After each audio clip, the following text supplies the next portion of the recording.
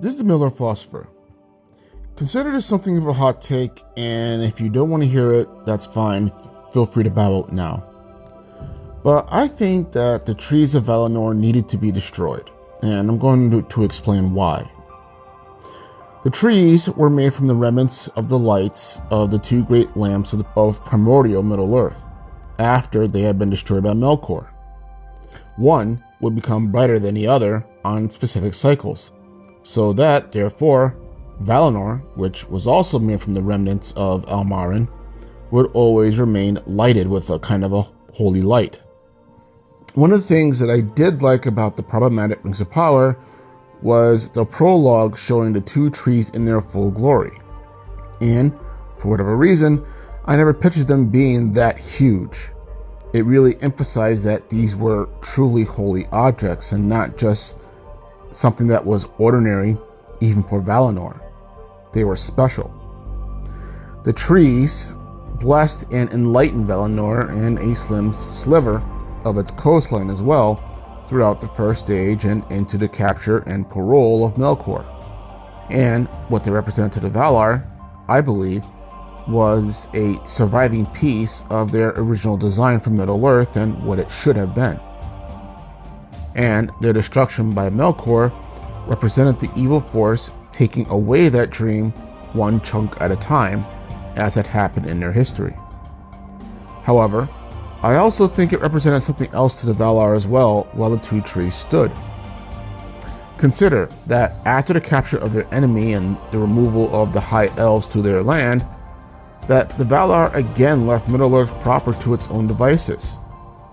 True, Middle-earth did go through its arguably longest spell of peace that it's ever had, at least up until the Fourth Age, presumably. But the Valar and the Elves were also supposed to be teaching the rest of the world to prepare for the arrival of men as well. And one of the criticisms that often comes to mind when talking about the Valar and the Elves was their propensity for trying to stave off the progression of time. Immortality, as they understood it, was static and was always meant to be static. It was a snow globe, something that never changed, hence the term immortal. Also, this is why mortality, at least in humans, because yes, the dwarves also did exist and they also too did die, was such a head scratcher for the Valar and the Elves as well, so much so that they never came to understand it. Now, how does this relate to the two trees as that they're representative of the original Almarin in its glory? How this relates to the two trees is that they are representative of the original Almarin in its glory, a static representation, a static, enlightened, holy, and again, huge snow globe, as I said before. And while that static existence continued on, the Valar felt no need to move anything in progress forward, I think, based on their actions. And if you really think about it, all the progress that they made throughout their time in Middle-earth was from their conflict with Melkor.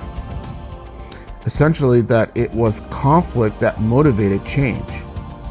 And the Valar had to change in order to adapt if they wanted to gain victory over Melkor and save the world.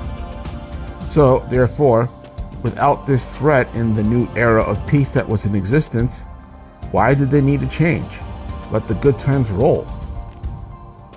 Thing is that the original design of Uru Iluvatar was that there was supposed to be a progression. And granted, while I think most of this plan is kind of contradicting itself in its nature, it was at least the general idea. And maybe the Valar would still be pushing things forward if Almarin had not been destroyed. However, it is a fact that as the first age was then, they weren't pushing things forward. And for that matter, neither were the elves in Middle-earth proper, and the dwarves were just kind of doing their thing anyway. So there you are.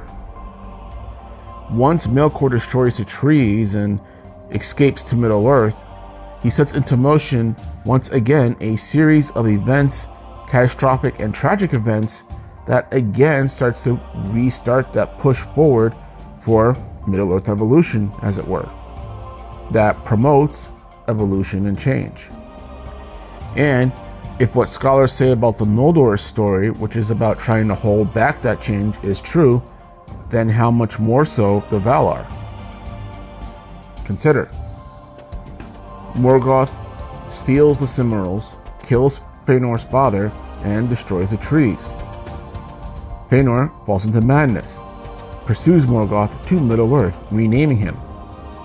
Morgoth had already broken the midnight static peace of Middle-earth proper, which then itself forced change in Beleriand, and arguably the rest of Middle-earth proper as well.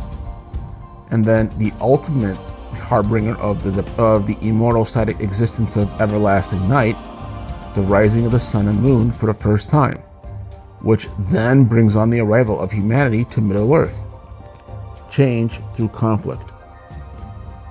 Ever since then, and arguably up until at least the Fourth Age, Middle-earth has always been on that road of change and evolution, that tight intertwining road of conflict and adaptation.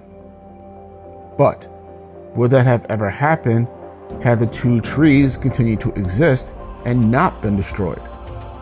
Because the need to restart the universal mechanism of change would never have been kickstarted again if, I think anyway, they had been allowed to exist. But if you think differently, let me know in the comments below. But this is the Miller Philosopher. You guys have a good day.